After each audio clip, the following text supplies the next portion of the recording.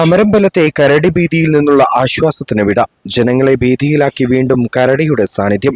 തേൾപ്പാറ, കൊമ്പൻകല്ല് ഭാഗങ്ങളിലാണ് വീണ്ടും കരടി എത്തിയത്.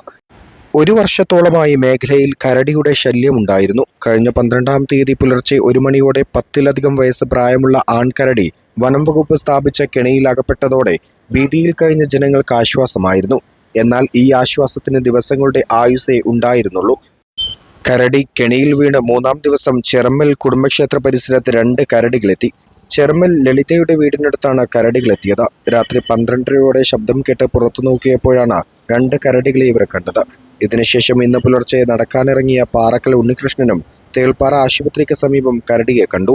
ഒരു വലിയ കരടിയെയാണ് കണ്ടതെന്നും കരടിയുടെ ശബ്ദം കേട്ട് നോക്കിയപ്പോഴാണ് റോഡരികിലെ പറമ്പിലൂടെ നടന്നു പോകുന്ന കരടിയെ കണ്ടതെന്നും ഇയാൾ പറഞ്ഞു.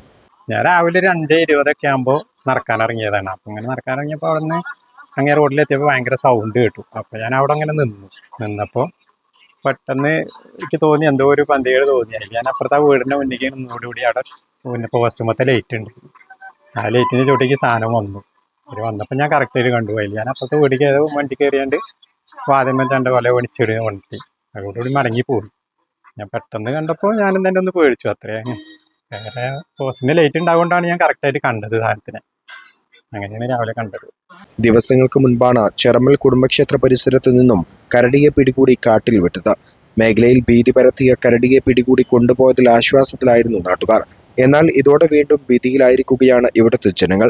മേഖലയിൽ കെണി സ്ഥാപിച്ച് നാട്ടിലൂടെ ഭീതി പരത്തുന്ന മുഴുവൻ കരടികളെയും പിടികൂടി ഉൾക്കാട്ടിൽ വിടണമെന്നാണ് പ്രദേശവാസികളുടെ ആവശ്യം.